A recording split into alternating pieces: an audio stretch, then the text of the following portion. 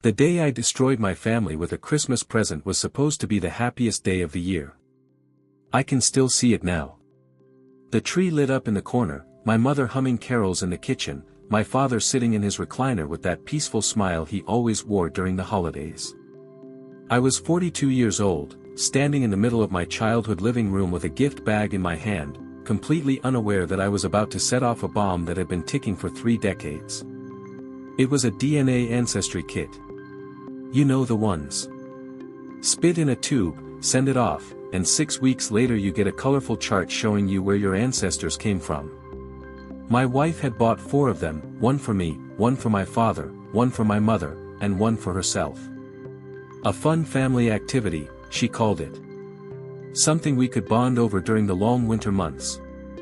Fun. Family. Bonding. Those words feel like a cruel joke now. But I need you to understand something before I tell you the rest.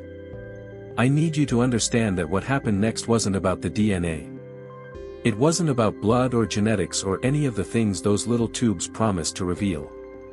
It was about trust. It was about the lie that 2 men shared for 30 years while the rest of us lived our lives believing we knew who we were. If you've ever wondered whether the truth is always better than a comfortable lie, stay with me. By the end of this story, you might not be so sure. The results came back on Valentine's Day. I remember because my wife made a joke about it. Nothing says romance like finding out you're 12% Scandinavian, she said as she opened her laptop to check the website. We gathered around the kitchen table like it was Christmas morning all over again. My mother was giggling, actually giggling, as she scrolled through her results. Look at that, she said. I'm mostly Irish. I always knew there was a reason I liked Guinness. My father was quieter. He sat at the end of the table with his reading glasses perched on his nose, squinting at the screen like he was trying to decipher a foreign language. But he was smiling. At least, I thought he was smiling. My results came up next. 47% Irish, 23% German, 18% English and Welsh, and the rest scattered across various European countries. Nothing surprising. Nothing remarkable.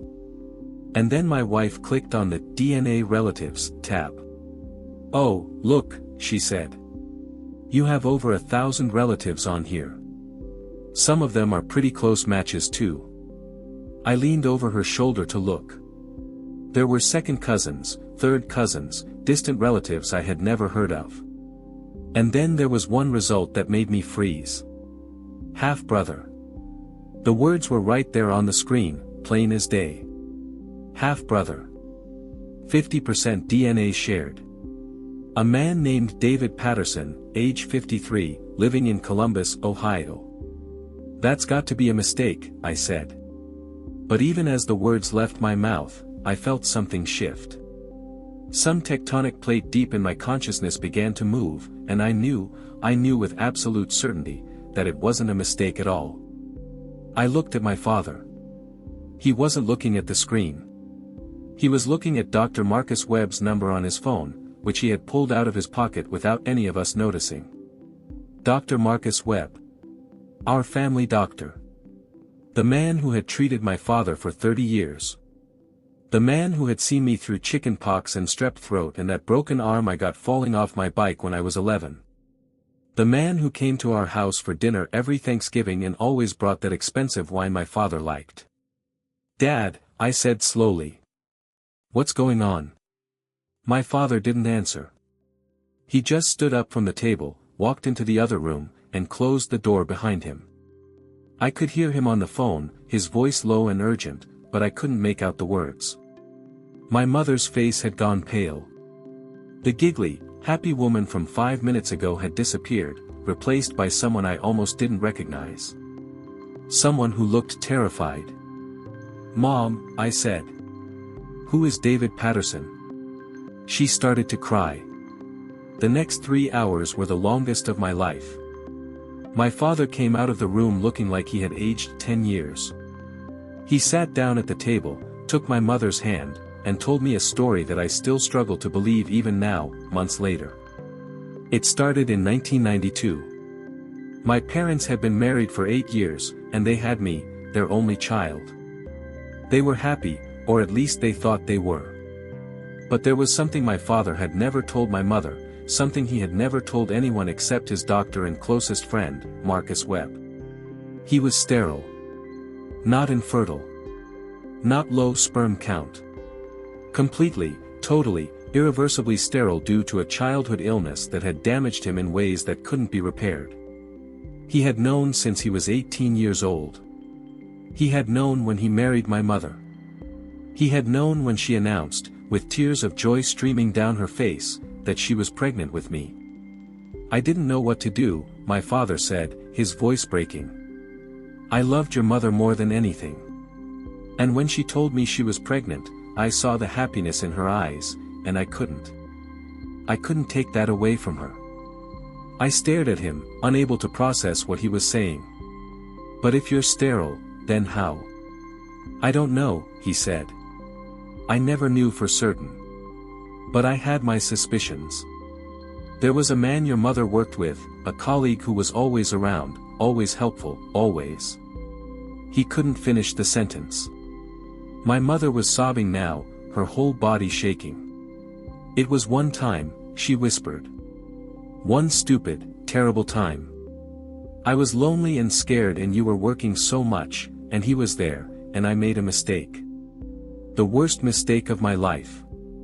I never told you because I thought maybe there was a chance. There was no chance, my father said quietly. I've known since the day you were born, Michael. I looked at you in that hospital room, and I knew you weren't mine. Not biologically. But I also knew, in that same moment, that it didn't matter. You were my son. You would always be my son. And I made a decision to never let anyone take that away from us. I felt like I was drowning. Like the room was filling with water and I couldn't find the surface. But the DNA, I said. The test. That half-brother. David Patterson, who is he? My father and my mother exchanged a look. A look so heavy with guilt and secrets and 30 years of unspoken truth that it nearly knocked me out of my chair. He's your brother, my father said. Your full biological brother. The son of the man your mother. He stopped. Took a breath. Started again. His name was Robert Patterson. He and your mother had an affair for 3 months in 1981. She ended it before we got engaged. But what she didn't know, what none of us knew until years later, was that he had already gotten someone else pregnant. A woman named Sandra. Their son was David. I did the math in my head. David was 53. I was 42. That meant Robert Patterson had been sleeping with my mother and this Sandra woman at the same time.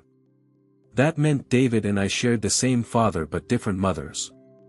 That meant my biological father was a man I had never met, a man who had been dead for 20 years, a man whose existence had been hidden from me my entire life.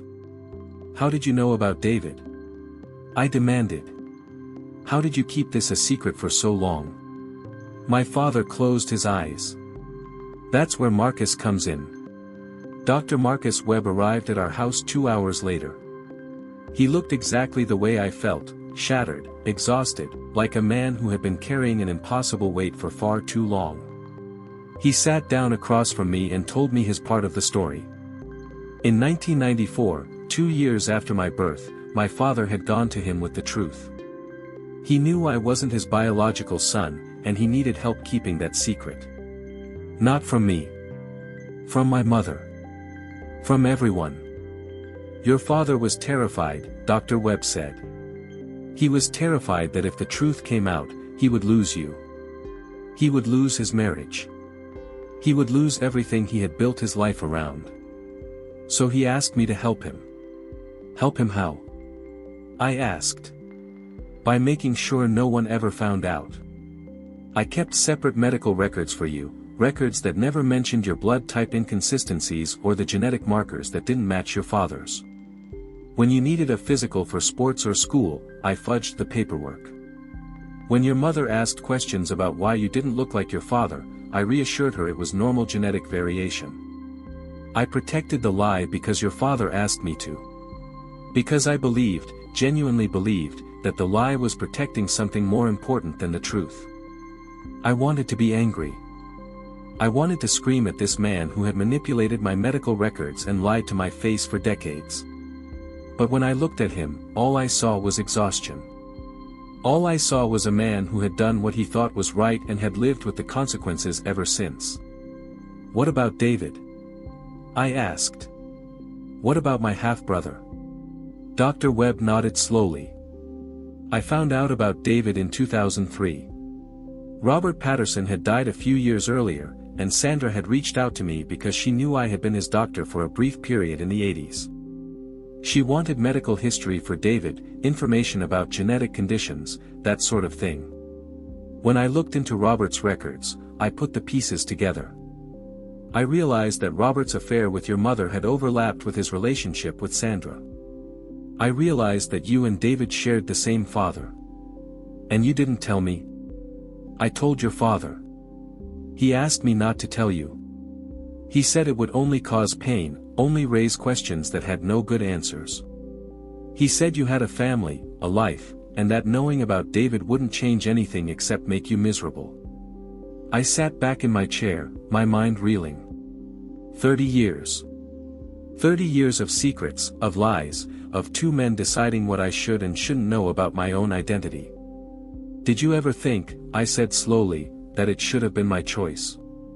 Did you ever think that I had a right to know who I really am? My father reached across the table and grabbed my hand. His grip was weak. I hadn't noticed until that moment how thin he had gotten, how gray his skin looked, how the cancer that had been eating away at him for the past year had stolen so much of his strength. You know who you are, he said. You're my son. You've always been my son. Not because of DNA. Not because of blood. Because I chose you. Every single day for 42 years, I chose you. I chose to love you, to raise you, to be your father in every way that matters. And I would make that choice again. 1,000 times. 1,000,000 times. Because you are the best thing that ever happened to me. He was crying now. My father, who I had never seen cry in my entire life, had tears streaming down his face. I'm sorry I lied to you, he said. I'm sorry I kept secrets. But I'm not sorry for loving you. I'm not sorry for being your father. And I hope, when you've had time to process all of this, you'll understand why I did what I did. I didn't know what to say. I didn't know what to feel. My entire life had been built on a foundation that I thought was solid, and now I could see the cracks, the hidden supports, the desperate repairs that had kept it standing all these years. But I could also see something else. I could see my father, the only father I had ever known, looking at me with more love in his eyes than I had ever seen before. I could see my mother, broken and ashamed, but also desperately hoping I would forgive her. I could see Dr. Webb, a man who had sacrificed his integrity to protect a secret he believed was worth protecting. They had all made terrible choices. They had all lied to me. But they had also loved me. In their flawed, complicated, human way, they had loved me with everything they had. My father died 3 months later. The cancer took him on a Tuesday afternoon in May, while I sat beside his hospital bed holding his hand. His last words to me were the same words he had said my entire life. I love you, son. I'm proud of you. After the funeral, I did something I never expected to do. I reached out to David Patterson. We met at a coffee shop in Columbus, two strangers who shared the same DNA but nothing else. He looked nothing like me. He was tall where I was average, dark-haired where I was light, loud and gregarious where I was quiet and reserved. But when he smiled, I saw something familiar. Something that reminded me of the face I saw in the mirror every morning. So, he said, we're brothers. Apparently, I said. He laughed. This is weird, isn't it? Finding out at our age that we have this whole other family we never knew about. I nodded. Weird doesn't begin to cover it. We talked for 3 hours. He told me about his life, his family, his career as a high school basketball coach. He told me about Robert Patterson, the father we shared, a man who had died before either of us had a chance to really know him. And I told him about my father. My real father. The man who had raised me, loved me, and protected me even when that protection meant lying to everyone he cared about. He sounds like a good man, David said. He was, I said. He was the best man I've ever known. We stay in touch now, David and I. We're not close, not really. We didn't grow up together. We don't share memories or inside jokes or the 1,000 small experiences that turn strangers into family. But we're connected. And there's something comforting about knowing he's out there, this other person who shares my history in a way no one else does. But when I think about family, when I think about what that word really means, it's not David's face I see. It's my father's. The man who chose me. The man who loved me. The man who proved, every single day, that family isn't about blood. It's about showing up. It's about being there. It's about loving someone so much that you're willing to carry an impossible secret for 30 years just to protect them. My father did that for me. Dr. Webb helped him do it. And my mother, for all her mistakes, loved me in the only way she knew how. I've forgiven them all. Not because what they did was right, but because I finally understand why they did it. They did it for love. They did it for me. And in the end, that's all that really matters. If you're watching this and you've ever questioned where you belong, if you've ever wondered whether the people in your life really love you, let me tell you something. Love isn't about perfection. It isn't about never making mistakes. It's about choosing someone, every single day, even when it's hard. Even when it costs you everything. My father chose me. And I will spend the rest of my life being grateful for that choice. If this story resonated with you, if it made you think about your own family and the secrets they might be keeping, I'd love to hear your thoughts. Share your story in the comments. Tell me about the people who chose you. And if you want to hear more stories like this, you know what to do. Thank you for listening. Thank you for being here. And thank you for reminding me that sometimes, the most complicated stories are the ones most worth telling. Family isn't about blood. It's about love. And love, real love, is always a choice. Choose wisely.